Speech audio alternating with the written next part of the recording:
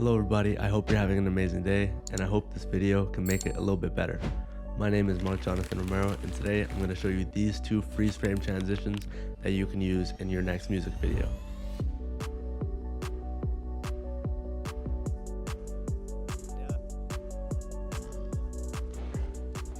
Hello everybody, so now we're in the editing software Adobe Premiere Pro. I have the sample footage here of my older brother Marlon and some of my dogs. This is Chino and this is Rocky right here. I'm just gonna play this forward. It's a nice jolly good time, and we have here he pauses, so this is where we're gonna actually start the transition. We're gonna edit this, take this out, ripple delete, and then we are going to get this as the frame that we're transitioning into. So to make a freeze frame, it's very simple. We're gonna go to the first frame of the video, cut it out, and then we're gonna take the rest of our footage like this, and we're gonna drag it out. So for this first transition, it's gonna be this frame sliding in and then the background expanding. For the second frame, we're gonna do a glitch in effect. Both of these frames can be used for things like music videos or just any type of projects that you have. I think your audience is gonna like the variety. So we have this clip right here of James. And what we're gonna do is we're gonna right click and then go add frame hold.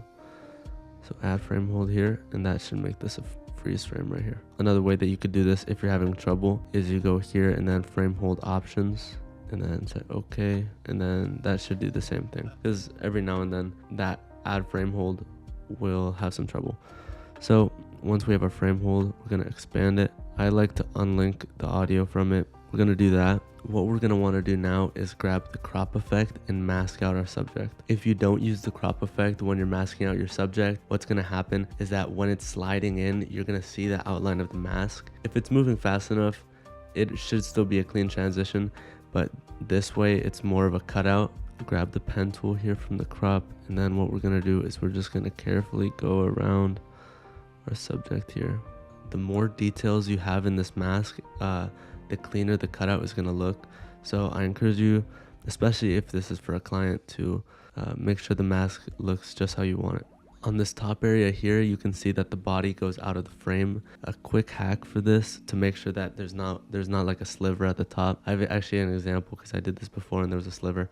Is you just want to grab your point, put it, and then drag it out of bounds, and then come back in. And then when you actually have your mask, those parts at the top are not going to be showing. So we're just going to carefully select around James here, go here and then drag that out of bounds, go here one more and drag it out of bounds, and then to finish off your selection, hit the first point and then it'll show the circle pen. Show that circle right there. I'm going to zoom in a little bit so that it's easier.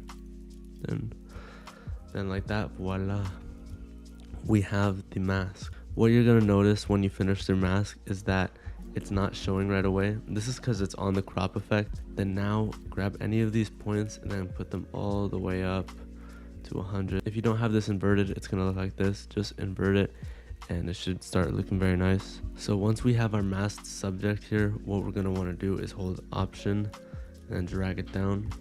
Then from here, we're gonna delete this mask. Also put this back so that there's one of the subject and then there's one of the background. If you'd like, you can also do this at the start and duplicate it and then just leave that and then put the effect on the first one.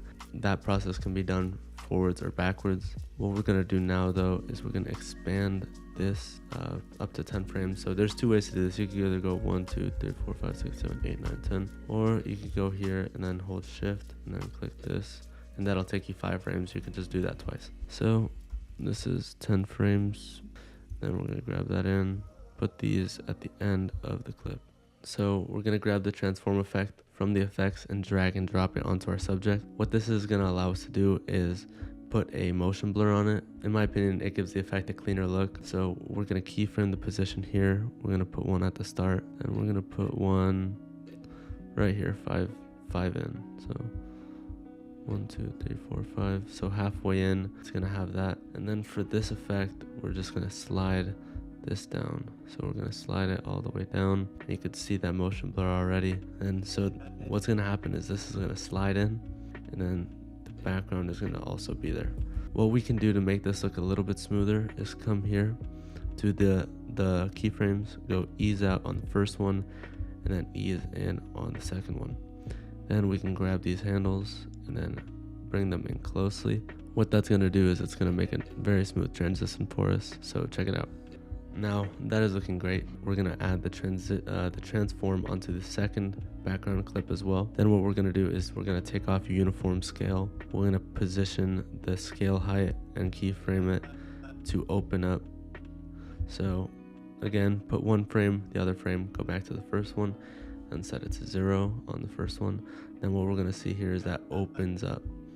Then we're going to add the shutter angle again. This time we're going to go 180, just so it's not as harsh, but it's still there. And then that's going to open up right as that clip is ending. At the same time, we're going to add our ease out and our ease in onto these keyframes to make it smoother. Again, go to the graph, then drag these handles, and voila, that is looking very nice. So it seems that there's this flash at the beginning. It's alright. This has happened to me before. If you want to avoid this, just go to the opacity and go one frame forward, then go here. And then on the first one, we're just going to set this opacity to 0, so that's not visible. And then it gives you that smooth opening effect. We're going to add the keyframes here. Although it's just one frame, I still like to have everything nice and organized. So now that the transition is just how we want it, we're going to take this, we're going to cut this background short, and then we're just going to ripple delete and add the video back in. And then this is what the transition looks full speed. So as you can see, subject comes in, background comes in, and then the video starts. And this effect is highly customizable. You can have it slide in from the top, from the bottom, left or right, and you can have the background scale in or also slide in. It's just gonna add a little bit more swag, a little bit more style to your videos. So let's check out the next one that also has a freeze frame involved. Alright, so check this out. We have the video of James here jumping around, and then the rock dog is approaching. He's coming in hot. So what we're going to do is we're going to find a frame that suits us. I really like this frame right here with this paw down. So we're going to cut the video there. We're going to add that freeze frame here, bring it up a little bit, and then go add frame hold. So add frame hold. This should turn yellow up here. If it's rendered, I rendered all my videos beforehand just for the video. We're also going to take out this clip right here just to make it a little bit cleaner. This next transition is almost like a glitch in effect. We're going to flash the subject with a sort of blur, and then we're going to go to the full video. So again, we're going to drag this out. And then what we're going to be doing with this one is the same. We're going to mask out our subject in the crop effect. So grab the crop effect and then start masking out your subject. It's like the skin is touching, but at the same time, you can keep some of this background in there if you like. It's just my personal preference. So when we get to these certain points, you can either zoom in really tight, dragging it to around the same position is going to be your best friend in this scenario. Or here, drag it down here. So we just finished our mask. We're going to go ahead and do the same thing. You can tell you finished the mask because you're going to get these dotted lines around. People call them marching ants. We're going to invert it and put one of these at 100 so that we get that juicy black background. For simplicity, to make this easier for us, we're going to add these effects now. So we're going to add a directional blur, and then we're just going to add the directional blur. This directional blur is going to make it go either like side to side. It's going to make it blur in any direction you want it. For this, we could either go with his body, which is diagonal, or we could just go side to side like that. And we're gonna go with his body. So we're gonna set this to around 51, and we're gonna go 1, 2, cut, 1, 2, cut. So these are all gonna be separated by 2 frames each, and then we're gonna cut out the rest of them. So cut out the middle ones so that you have this flashing effect of the subject. We're gonna grab these clips and unlink them. So what the unlinking does is it just separates the video from the audio. So just so that it's easier for us. And we're going to ripple delete this. Well, actually, no, don't ripple delete.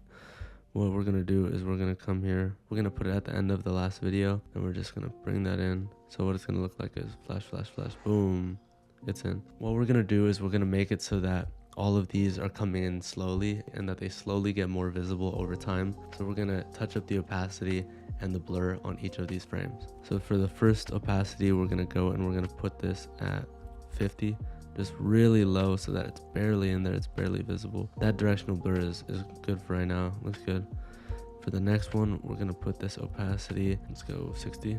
That looks good. Then we're gonna put the blur length a little bit down, so we're gonna go from 28 to 20, a little bit more visible there. Then for this one, we're going to put it from 28 to 14, half it. Then put the opacity to 75, just because we're feeling a little cheeky today. And then for the last one, we are going to go and put the opacity at 90, so pretty much fully visible. And then we're gonna put this blur length to 10. So as we can see, this last frame is very visible. The other frames are not as visible. So what it's gonna do is it's gonna flash, flash, flash, and it's gonna get in. So check it out. Very, very smooth effect, because it's getting your eyes prepared, and it's like, what's that? And then it's like, oh, whoa, it's on the screen. You don't have to do this with the directional blur. You can experiment with the Gaussian blur and get a similar effect, but these are the base effects. These were 2 freeze frame transitions that are gonna help sauce and swag up your next video. Shout out Brian Delamata, for those of you who know with the word sauce. Every time I watch Brian Delamata tutorials, and then he'll say sauce, and then I was just stuck in my head. But I hope this helped you guys out. Make sure to come on back if you want some more transitions like this, and I'll see you guys. I'm gonna pass it off to the main setup. I want to thank everybody for coming to the channel today. It means a lot to me, and I want to thank you for your support. If you want more things like this, make sure to come on back. Have a good one, as always. May the Lord bless you guys and guide your hearts. Have a good one, guys. Bye.